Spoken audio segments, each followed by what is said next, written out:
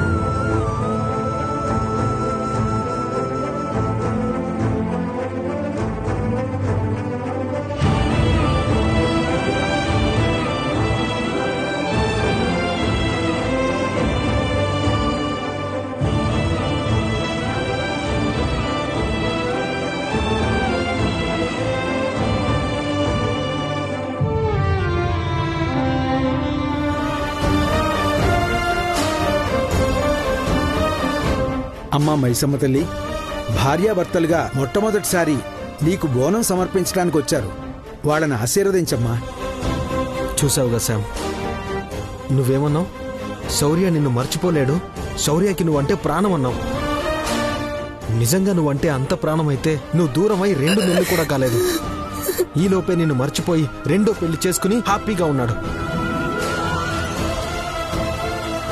నువ్వేమో ఏదేదో ఊహించుకుని తప్పు చేశానని బాధపడుతూ ఉంటావు. ఇప్పటికైనా అర్థమైందా శామ్, ఎవరిది నిజమైన ప్రేమ? అర్థమైంది సిద్ధు. బాబుతో తప్ప ఇంకా ఇంట్లో ఎవ్వరితో నాకు సంబంధం లేదు. ఎలాగైనా బాబుని తీసుకుని వెళ్ళిపోదాం.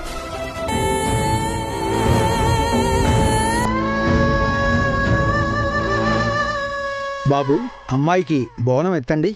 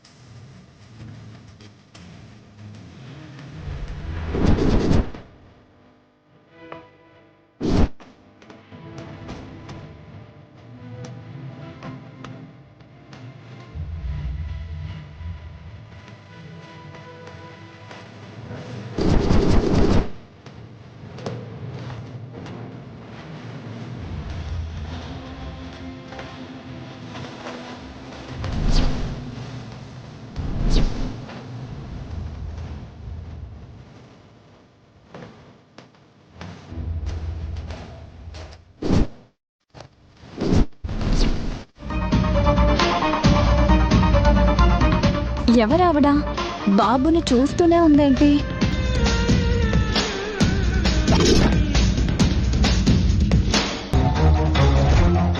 పల్లవి పిన్ని నన్ను గుర్తుపట్టిందా ఏంటి? నన్ను చూసి తల తిప్పుకొని వెళ్తుందేంటి? ఎవరై ఉంటారు?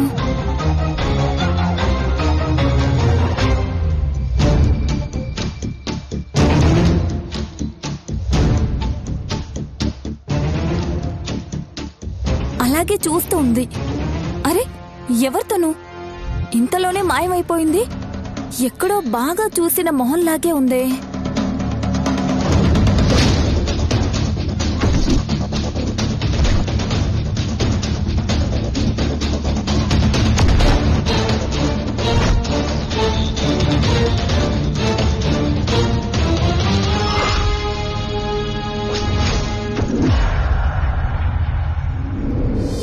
శౌర్య కళ్యాణిలు కాదు, పల్లవి పిన్న పట్టించేలా ఉంది. ఇంతలా గెటప్ వేసుకున్న గుర్తుపట్టిందంటే మామూలుది కాదు.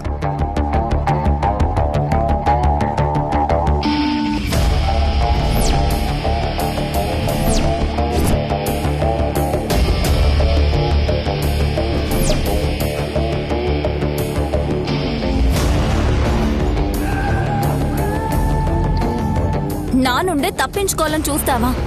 ఎందుకొచ్చావు? బాబు కోసం వచ్చానని చెప్తే ఏమంటుందో? నీకు నా తమ్ముడు మధ్యలో బాబెందుకు అంటుందా? అడుగుతుంది నిన్నే. నీ గురించి మా శౌర్యకి చెప్పమంటావా? మాట్లాడు. ఎవరు నువ్వు? అయినా మమ్మల్ని ఎందుకు ఫాలో అవుతున్నావు? థ్యాంక్ గాడ్ నన్ను గుర్తుపట్టలేదు. బోనాలు ఎత్తుతున్నప్పటి నుంచి చూస్తున్నాను నిన్ను మాత్రం నేనెక్కడో బాగా దగ్గర నుంచి చూసినట్టే అనిపిస్తుంది.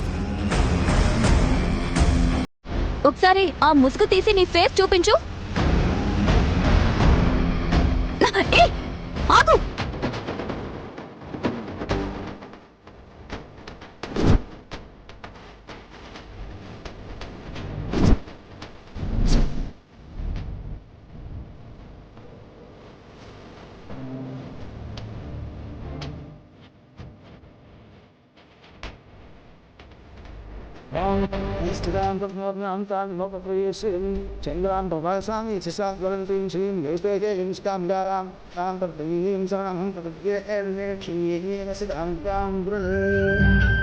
అమ్మా, దిగ్విజయంగా బోనం సమర్పించారు.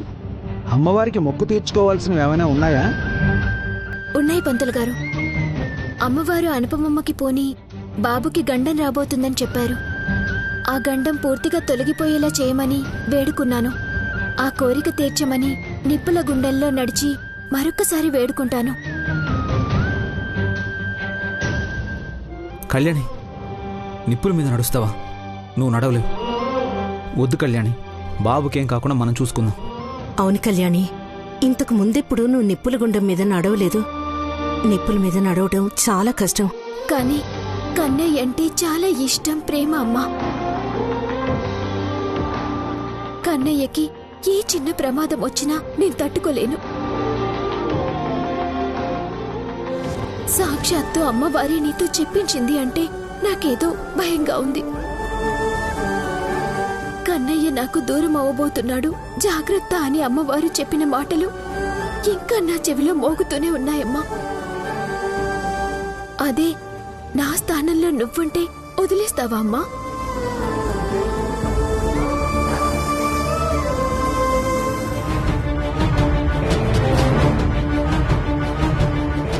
తప్పించుకుంది. నేనెంతలా అడుగుతున్నా సమాధానం చెప్పలేదు. తప్పు చేసిన దానిలా పారిపోయింది. నాకెందుకు ఆ అమ్మాయి సంపదేనని డౌట్ గా ఉంది. ఒకవేళ తనే సంపదయి ఉంటే మా తమ్ముడు సిద్ధు కూడా ఇక్కడెక్కడో ఉండుంటాడు.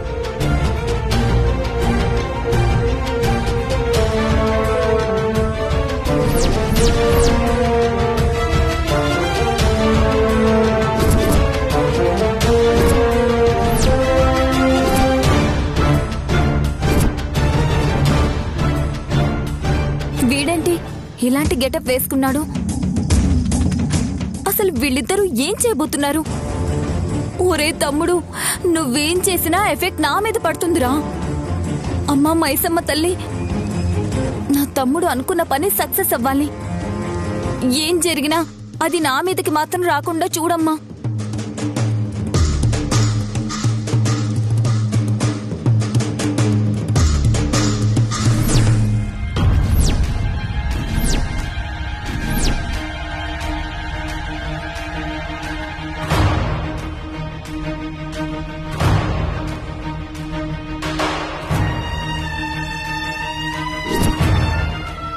అమ్మా మైసమ్మ తల్లి, నా కొడుకు ఎక్కడున్నా బావుండాలా. నా కొడుకుని నా దగ్గర లేకుండా చేసినోళ్ళు మాత్రం కష్టాలు పడతానే ఉండాలా.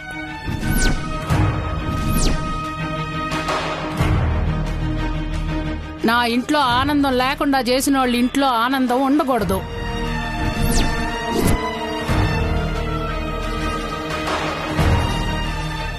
మణిమ, దేవుడి దగ్గరకొచ్చి అందరూ బాగుండాలి, అందరిలో నేనుండాలని కోరుకోవాలి గాని పక్కవాడు నాశనమైపోవాలని కోరుకోకూడదు.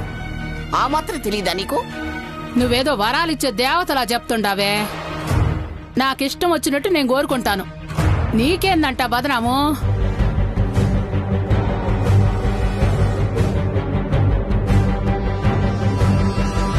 అనుపమా, నువ్వు పూజలు చేయించుకుని అందరినీ జాగ్రత్తగా తీసుకురా.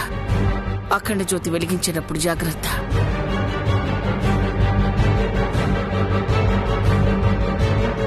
చిన్నపిల్ల అఖండ జ్యోతి మోసుకొని నిప్పుల గుండంలో ఎలా నడుస్తుందో ఏమో. జాగ్రత్త అనుపమా. అలాగే అమ్మా, నేను చూసుకుంటాను. మీరు జాగ్రత్తగా వెళ్ళండి. నువ్వు జాగ్రత్త.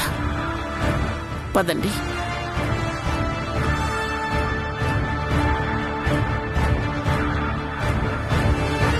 నా కొడుకుని పాము కాటు నుండి కాపాడినావు తల్లి. అందుకే నిప్పుల గుండంలో నడిచి నా మొక్కు తీర్చుకుంటాను. పదండి.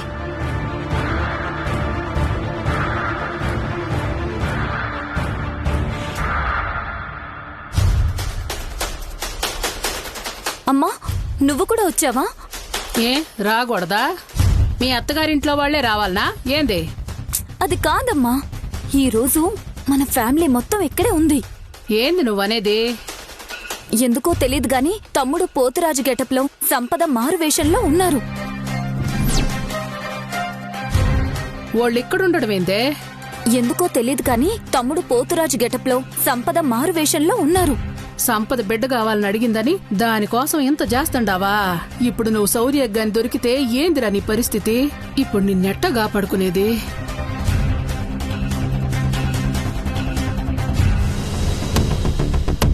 ఏంటి శివ, ఉన్నట్టుండి వెళ్ళిపోదామన్నావు, ఏమైంది? మనం వచ్చిందని వచ్చేసావా? అది ఒక కారణం కావచ్చు కానీ అసలు కారణం అది కాదులేండి. ఉన్నట్టుండి ఇంట్లో అఖండ దీపం మలిగిపోయినట్టు అనిపించింది. అందుకే అలా జరిగితే అపశకునం అని వచ్చేశాను. అది చాలదన్నట్టు ఆ మణిమ కూడా అక్కడికి వచ్చింది. నేను ఆవేశంలో ఏదైనా మాట్లాడితే అది ఏ దారి తీస్తుందోనని భయంతో వచ్చేశాను. నువ్వేం కంగారు పడకు శివ, అంతా అమ్మవారే చూసుకుంటుంది. ఆ నమ్మకంతోనే అనుపమకంతా అప్పచెప్పి వచ్చాను.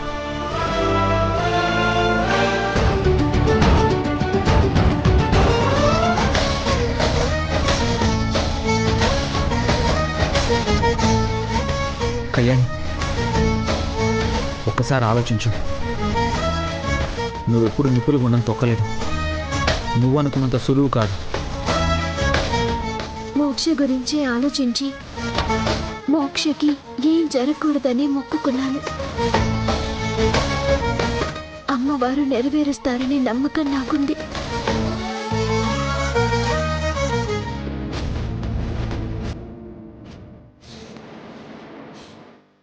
కన్నయ్య కోసం నేనేం చేయడానికైనా సిద్ధం ఆఫీసర్.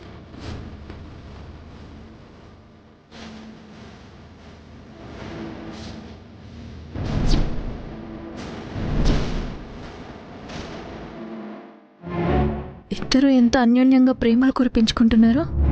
శౌర్య, నువ్వు నా మీద చూపించిన ప్రేమంతా మర్చిపోయి కళ్యాణికి ప్రేమను ఎలా పంచగలుగుతున్నావు? కళ్యాణి జాగ్రత్త. ప్రాణం పోతుంది అనిపించినా అఖండ జ్యోతి కొండెక్కకూడదు. 3 ప్రదక్షిణలయ్యాక అమ్మవారికి అఖండ జ్యోతి సమర్పిస్తేనే మనం కోరుకున్న కోరికలు నెరవేరుతాయి. ఎంత కష్టమైనా మొక్కు చెల్లిస్తానమ్మా. కన్నయ్యకి ఏ గండం రానివ్వను.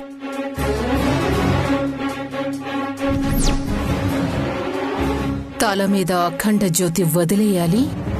ఊరందరి మధ్యలో పర్వతనేని వాళ్ల ఇంటి పరువు పోవాలి.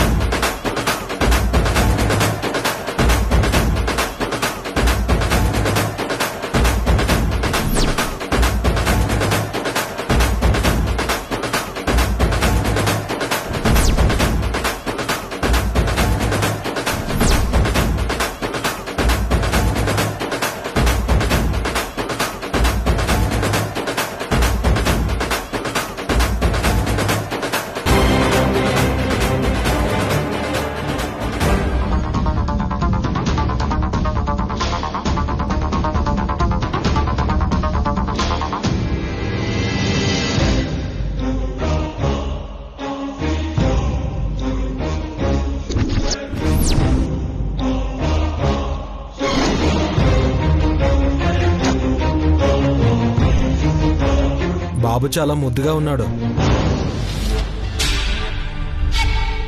మహారాజు కల కనబడుతుంది.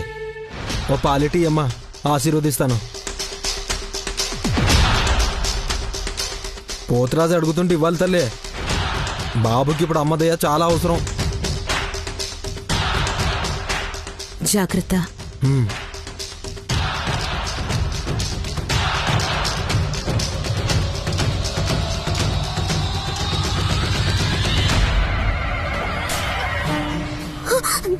కళ్యాణి, కళ్యాణి,